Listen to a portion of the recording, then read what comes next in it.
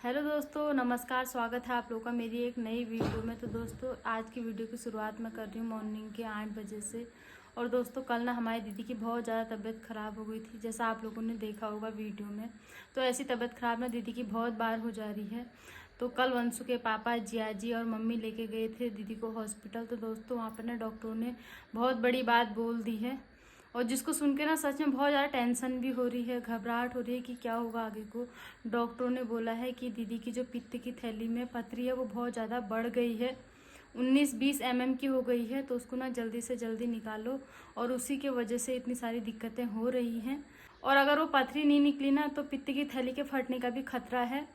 और दोस्तों, इसलिए डर लग रही है ना, ऑपरेशन तो हम लोग दीदी का करा दें, लेकिन अभी दीदी का कुछ ही दिन पहले, 4-5 महीने पहले ही बहुत बड़ा ऑपरेशन हुआ है, और फिर से दूसरा ऑपरेशन कराना। और इतनी कमजोरी है दीदी को, भी वीकनेस है, तो इस वजह से डर भी लग रही कि दीदी दूसरा ऑपरेशन कैसे रिकवर कर पाएंगी जल्दी से। तो बहुत ज़्यादा टेंशन भी हो रही है दोस्तों, सच में। तो दोस्तों, कल तो दीदी ने पूरा दिन ना कुछ खाया ना कुछ पिया। मैंने मम्मी ने दीदी के हाथों पैरों में खूब मालिश किया, तब जाके रात को थोड़ा सा दीदी उठी। तो दोस्तों, एक तो दीदी खुद बीमार है, दूसरा बच्चा बीमार है, तो बच्चे को भी देखने की एक तो जिम्मेदारी है।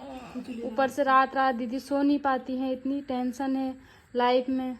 तो दोस्तों, कल दीदी की तबीयत खराब हुई है ना, उससे घर में बहुत ज़्यादा टेंशन हो रखी है सबको, मम्मी को, जिया जी को, मुझे और वंशु के पापा को तो सबसे ज़्यादा हुई है। वो रो भी गए थे कल जब दीदी की तबीयत खराब हुई थी। मैंने देखा, क्योंकि सच में वो ना, सच में किसी का दर्द उनसे देखा नहीं जाता है। और मेरे को भी बहुत ज़्यादा बुरा लग रहा था कि दीदी के साथ बार बार ऐसा क्यों हो रहा है, इतने सारे दुख दर्द सब दीदी को ही क्यों मिलने थे। दोस्तों, सच में ना एक इंसान के लिए इतना कुछ सह पाना बहुत ज़्यादा मुश्किल होता है। या तो खुद का स्वास्थ्य सही हो, बच्चे सही हो, घर परिवार सही हो, तो उतना एक भी अगर इनमें से सही होता है ना, उतना फर्क नहीं पड़ता है। लेकिन दीदी के साथ बहुत कुछ दुख वाला घट रहा है।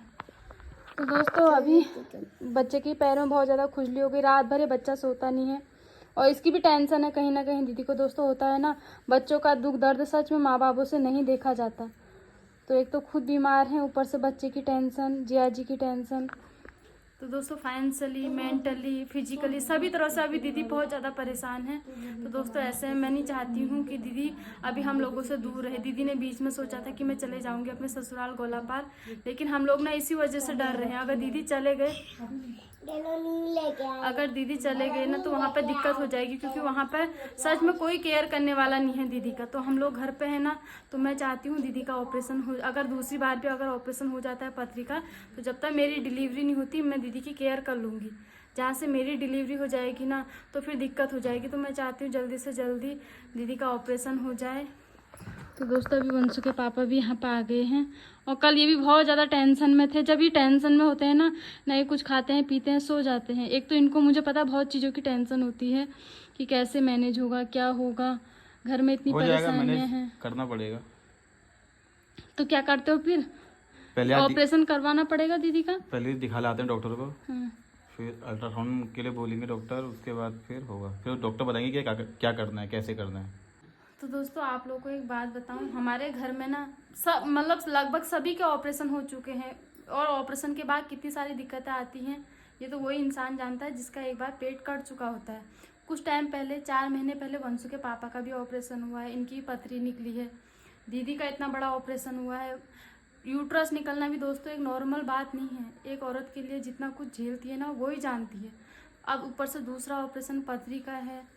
हमारी मम्मी का भी कुछ 1 साल पहले ही पथरी का ऑपरेशन हो रखा है। और दोस्तों, कुछ टाइम बाद जब मेरी डिलीवरी होगी, क्योंकि पहले जब मेरा बच्चा हुआ वो भी सिजेरियन से हुआ, तो मेरा भी ऑपरेशन होना है। तो दोस्तों, बहुत सारी सावधानियां बरतनी पड़ती हैं जब एक लेडीज का ऑपरेशन हो जाता है, या जिसका भी ऑपरेशन होता है उसको बहुत संभल के चलना पड़ता है। तो दोस्तों, ऐसे में मैं चाहती हूँ कि दीदी की जल्दी से जल्दी जब ये ऑपरेशन हो, इसकी रिकवरी हो जाए। जब तक मैं सही हूँ, मैं सही कह रही हूँ ना, जब तक मेरा ऑपरेशन नहीं होता तो दीदी को देख लूंगी। तुमको तो ना, एक तो वहाँ चाहिए ना अस्पताल में देखने वाला, रेखा की केयर करने वाला भी चाहिए, कोई है नहीं ऐसा कि जो आ सके। तो दोस्तों, ऐसे में हमारा फर्ज बनता है दीदी को हौसला देने का। दीदी भी बोल रहे हैं कि हाँ, दीदी को ना मुझ पर भरोसा भी है, क्योंकि कुछ टाइम पहले जो दीदी का ऑपरेशन हुआ है ना एम्स में, उसमें दीदी की कंडीशन इतनी खराब थी, शायद कोई साथ में होता ना वो घबरा जाता, शायद हाथ पैर छोड़ देता, इतनी गंभीर स्थिति थी। मुंह इतना बड़ा सूज गया था, पूरी रात मैंने पानी से होंठ भिगाए हैं उस समय। ऊपर से यूरिन की नली बार बार भरना, दोस्तों बहुत कुछ झेला है उस समय। तो मैं चाहती हूँ कि शायद वो ऐसी परिस्थिति अगर अभी भी हो जाएगी तो मैं रहूँगी तो झेल लूँगी, क्योंकि मैंने देखा है दीदी की बहुत ज़्यादा हालत ख़राब होती है। एक तो इनका हीमोग्लोबिन कम है, ऑपरेशन के बाद से इनको ब्लड भी चढ़ता है। चाहे इनका जब बच्चा हुआ था तब भी इनको ब्लड चढ़ा था, और मेरे को लगता है शायद इस बार भी इनका हीमोग्लोबिन कम ही है, अभी 8-9 पॉइंट है, तो इस बार भी शायद ब्लड चढ़ जाए। तो ऐसे वीकनेस के टाइम पे ना एक लेडीज़ का होना तो बहुत ज़रूरी है। और दोस्तों आप लोग पता है हमारी मम्मी के सर पे भी जिम्मेदारी है, घर पे ही बच्चे हैं, तो एक जने को घर पे रहना पड़ेगा, एक जना दीदी के साथ हॉस्पिटल रहेगा। दीदी ऑपरेशन होगा, एक बार तो होना ही है, करना ही है। तुम डरो मत, तुम हिम्मत रखो। तो दोस्तों हम चाहते हैं ना इस बार दीदी का पेट ना कटे, दूरबीन विधि वाला ऑपरेशन हो जाए। बाकी डॉक्टर अल्ट्रासाउंड को देख के बताएंगे कि ऑपरेशन किस टाइप का होना है, क्योंकि अगर पथरी बड़ी होगी तो डॉक्टर शायद पेट सिजेरियन करवाने की सोच सकते हैं, अगर नॉर्मल होगा तो वो दूरबीन विधि द्वारा करेंगे, लेकिन ऑपरेशन होना तो होना ही है। इसकी जो पित्ती की थैली है ना वो सोच गई है लग रहा है। हाँ तो दर्द भी होती है बार बार, उसी से तो इसको प्रॉब्लम हो जाती है, कमजोरी, घबराहट, एंजाइटी, ये उसी से होती है, क्योंकि अब यहाँ का सिस्टम सही नहीं है ना, तो वही तो प्रॉब्लम होती है। कोई नहीं, दिखाना तो पड़ेगा ही। और दोस्तों जो पथरी है ना दिन पर दिन दीदी को कमज़ोर कर रही है। दीदी कुछ चीज़ें खाते हैं ना उससे पहले डरते हैं कि मेरे को ये नहीं पचेगा, वो नहीं पचेगा, दर्द स्टार्ट हो गई, कैसे संभालूंगी। और दोस्तों एक प्रॉब्लम ये है ना कि जो दीदी का बच्चा है वो हम लोगों के साथ रहता भी नहीं है, ना हमसे खाता है, ना हमारे साथ सोता है। और दीदी का ऑपरेशन होगा ना तो कैसे मैनेज होगा, इस चीज़ की डर भी लगी है। लेकिन मजबूरियाँ इतनी सारी एक साथ खड़ी हो गई है ना कि समझ नहीं आ रहा कि रास्ता कहाँ से निकलेगा। दीदी का ऑपरेशन कराना भी ज़रूरी है, बच्चे को भी उतनी केयर करना ज़रूरी है, बीमार बच्चा है। डॉक्टर ने बोला था इसकी प्रॉपर केयर करनी है, रुलाना नहीं है, ज़्यादा इसको दौड़ाना नहीं है। तो दोस्तों ऐसे में हमको 2 जनों की केयर करने की ज़रूरत है अभी। और जब तक मेरा ऑपरेशन नहीं होता मैं चाहती हूँ दीदी की भी केयर हो जाएगी, क्योंकि दीदी यहाँ पर अगर हमारे सामने पर रहेंगे, खाना पीना जो भी होता है सब कुछ मैं कर लूँगी मैनेज यहाँ पे। तो दीदी अगर ससुराल चले जाएंगे ना तो वहाँ पर जाके दिक्कत हो जाएगी, हमारे जिया जी परेशान हो जाएंगे। और होता ही है दोस्तों, एक औरत जितना संभाल पाती है ना एक आदमी उतना नहीं कर पाता। इतने एम्स में 4-5 महीने में दीदी के साथ रही तो अच्छे से मतलब जो भी हो गया वहाँ पे। अगर शायद वहाँ पे एक जेंट्स होता ना दीदी के साथ लगातार तो इतना कुछ मैनेज नहीं हो पाता। तो दोस्तों अभी दीदी कर रहे हैं आराम। कुछ खाते हो दीदी? कुछ खा लो तुम पहले। खाना नहीं होगा जब डॉक्टर अल्ट्रासाउंड के लिए बोलेंगे। खाते नहीं हो फिर? और दोस्तों कल जब दीदी की तबीयत खराब हुई ना उस समय पहले मैं दीदी के साथ अकेले ही बाहर से बैठी थी। दीदी ने बोला सीने में दर्द हो रही पूजा, तो मैं इनको अंदर ले आई। लेकिन अंदर आते ही ना इनकी तबीयत अचानक से बहुत ज़्यादा बिगड़ने लग गई। फिर मैं मम्मी को बुला के लाई, मम्मी खेतों में गए थे, वंशु के पापा भी बाहर थे, फिर सबको फ़ोन करके बुलाया और देखते ही देखते ना स्थिति बहुत ज़्यादा गंभीर हो गई। तो दोस्तों अगर ऐसे में अकेला इंसान हो ना तो बहुत ज़्यादा मुश्किल में हो जाएगा, लेकिन हमारे घर में फैमिली का सपोर्ट है तो दीदी की केयर हो जाएगी यहाँ पर अच्छे से। और दोस्तों मैं नहीं चाहती हूँ बार बार ऐसी दर्द को सहें दीदी, और खाने पीने में भी परहेज करें, क्योंकि जब एक औरत का ऑपरेशन होता है ना उसको अच्छी डाइट की ज़रूरत होती है। तो इस पथरी के चक्कर में दीदी अच्छी डाइट भी नहीं ले पा रही। पचता नहीं है ना, पथरी से नहीं पचता। अगर तुम पथरी निकल जाएगी सब खा पी लोगे। हिम्मत बनाओ, तुम हिम्मत रखो, सब सही होगा। इस बार दूरबीन वाला हो जाएगा और भी अच्छा है, जल्दी रिकवर हो जाओ। दूरबीन भी तो अंदर पेट के अंदर डालेंगे, वो भी है। ऑपरेशन तो ऑपरेशन ही हुआ, फिर क्या करते हो? पेट तो कटेंगे, छेद करेंगे, जो करेंगे। तो दोस्तों दीदी को आज भी कुछ नहीं खाना है, कल दिन भर नहीं खाया तो वीकनेस आई है, दीदी ज़्यादा चल फिर भी नहीं पा रहे तो यहाँ पे आराम करें।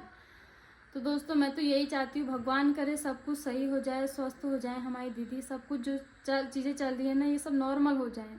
तो दोस्तों हम लोग ना दीदी का ऑपरेशन इसलिए भी जल्दी कराना चाहते हैं क्योंकि नवंबर में फिर से दीदी को एम्स दिखाना है।